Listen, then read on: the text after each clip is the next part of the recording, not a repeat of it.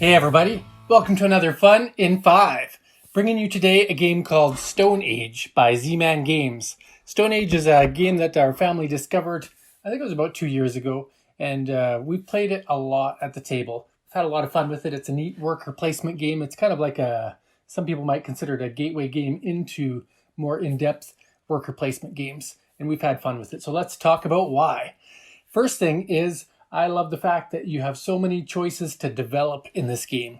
So you'll see on this board, and again, the visual is not great, but I'll bring some stuff up.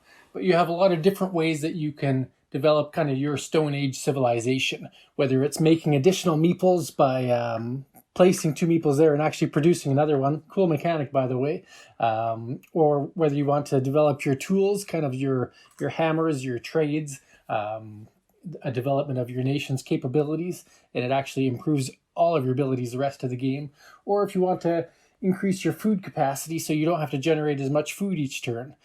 Those 3 things, in addition to just hunting and gathering resources, it's kind of neat how every turn you have a very limited choice of how much of that you can do, because you only start with 5 people at the beginning of the game, and you have to be very cautious about where you go and understanding that some of those spaces are limited. So I love the fact that you have the choice to develop. It's fun to try to mentally figure out where's the best place to go, or if I go here this turn, am I going to still be able to go there next turn, or will something be available? Because the first player token rotates around the board, so you don't always get those opportunities that you might want. So that choice to develop makes you feel like every time you place a meeple is important. Next one is about feeding your people. So there's not a lot of games where I've had to feed my colony or my civilization.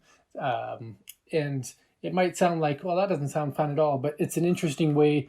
Instead of having currency or money, the only real income that you have is your food, and you get that through a food chart.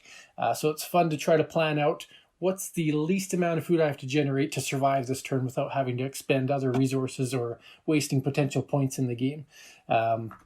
And so building up your food track is one way, trying to get food through some cards is another way, trying to send additional people to hunt is another way.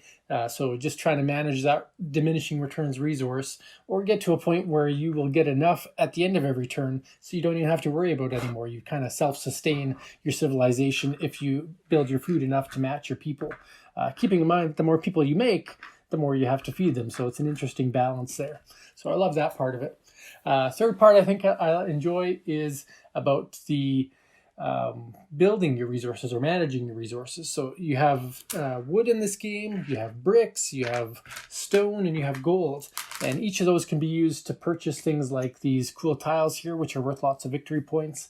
Or you could expend any resources to purchase cards. There's all kinds of cards in the game.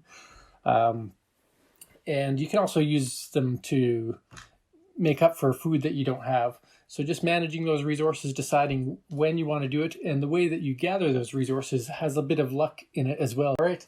The fourth one is about the different paths to victory. So in this game, it's not, well, it is a point salad in a way, but you almost have to massage how you think you're going to get your victory. One of the ways to victory is to earn additional points through gathering different icons on cards that you might collect. And to get enough points to do that, you really have to make your strategy almost all in to get those. Another strategy might be to buy up as many of these developments or houses as you can.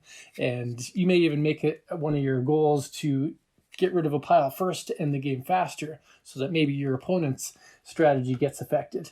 Or you might have a strategy where you just want to get the values matching on the card. So on the bottom of these cards, you can get multipliers. I can get a multiplier in points times my grain chart by the number of people I have, or I can get a multiplier for how many hammers I have. So it's neat that you can massage the game in different ways and find a path to victory that might be right for you. And each game you play, you could try a different path or try to merge different things and see how they work for you. So I love the fact that different player mentalities can work on those different paths to victory. And each game I can experiment in different ways. And then the fifth thing I like is that a victory can go to anybody in this game. And so when you're playing a game with a family, you want everybody to have the chance to win, whether they're 12 years old or 40 years old or however old I might be. And so this game does that in different ways. Again, those different paths to victory, but also just getting the right cards at the right time with the right multipliers can really help someone push someone over the edge. So if other players aren't watching, that person has 9 meeples and I see a card down there that has a meeple multiplier or person multiplier, I might want to use up my turn just to grab that, just to prevent them from getting points. But if we're not watching out for that, or you're busy focused on something else, anybody has a chance to win because of that. And I think the games that are the most fun are the ones that anybody has an opportunity to win. So Stone Age is a great family game. I've had a lot of fun with it. I think we've played it about 20 times at least, and we did buy the expansion that offers a bit of other twist to it, adds another economy that you don't have in the base game. But highly recommended if you haven't tried it yet. Definitely worth some time to invest in. Thanks for watching. Have a great day.